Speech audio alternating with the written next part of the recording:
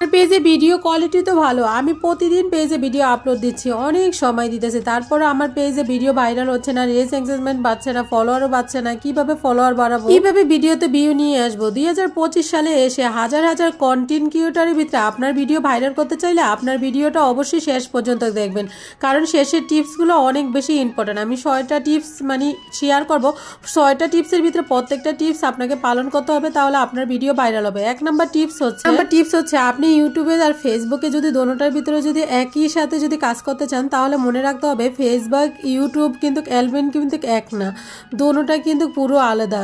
উদাহরণস্বরূপ যখন আপনি ইউটিউবে কাজ করবেন, তখন আপনি যখন একই রকম কন্টেন্ট নিয়ে কাজ করবেন, একটা টাইম সিলেক্ট করে ওই টাইম অনুযায়ী একই টাইমে কন্টেন্ট দিবেন, তখন দেখবেন 4-5টা 27টা যে কোনো একটা ভিডিও ভাইরাল হচ্ছে ইউটিউব থেকে। তবে ফেসবুক কিন্তু এরকম না, ফেসবুকে আপনি একই রকম কন্টেন্ট একই টাইম যদি দেন, তারপরে কিন্তু দেখবেন ভিডিও ভাইরাল হচ্ছে না। এর কারণ হচ্ছে ফেসবুক ইউটিউব অ্যালবেন কিন্তু পুরোটা। এটা টিপসের ভিতরে প্রথম টিপসটা হচ্ছে আপনার ভিডিওটা হচ্ছে 3 সেকেন্ড। প্রথম যখন ভিডিওটা ছাড়বেন তখন এরকম কিছু রাখবেন 3 সেকেন্ডের ভিতরে, আপনি ইম্পর্টেন্ট রাখতে পারেন, সামনে শুরুতে না আনতে পারেন, তাহলে কিন্তু আপনার ভিডিওটা থেকে আপনার ভিউজটা বেরিয়ে যাবে।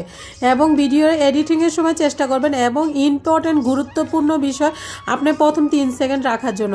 এতে করে আপনার ভিডিওটা যখন কেউ ক্লিক করবে তখন ইনফরমেশন যে কারণটা সেটা তারা যেন থাকে। 2 নম্বর হচ্ছে আপনার ভিডিও থাম্বনেইল, আপনার ভিডিও টাইটেল।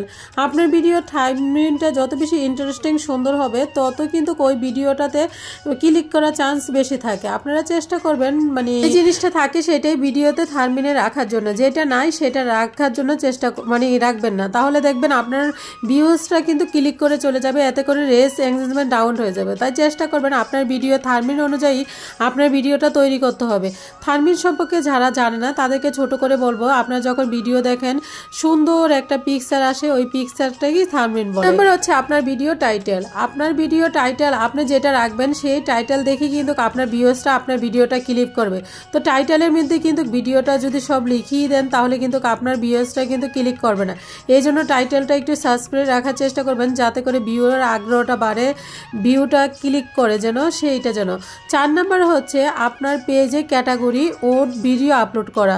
আপনার ক্যাটাগরি দিয়েছেন ব্লগে, আপনি ইচ্ছা মতো যা ইচ্ছে তাই আপলোড দিচ্ছেন, পেজে যা ইচ্ছে তাই আপলোড দিচ্ছেন, আপনার ক্যাটাগরি ওইটা নাই, সেই ক্ষেত্রে কিন্তু আপনার ভিডিওটা কিন্তু ভাইরাল হওয়ার সম্ভাবনা নাই। তাহলে ওই ভিডিওটা ফেসবুক বুঝতেই পারবে না আপনার ভিউজের সামনে বা আপনার পেজের কোন ধরনের ভিউজের সামনে নিয়ে যেতে হবে। এই জন্য আপনার পেজে যে ক্যাটাগরি, ওই ক্যাটাগরি অনুযায়ী ভিডিও দেওয়ার চেষ্টা করবেন। 5 নম্বর হচ্ছে আপনার ভিডিও প্রথম 1 মিনিট 3 সেকেন্ড দেখার পরে যখন আপনার ভিউজটা ওয়াচ করতে থাকবে, পুরোপুরি 1 মিনিট আপনার ভিডিওটা দেখবে, তখন ওই ভিডিওটা দেখবেন ফর ইউতে যাবে।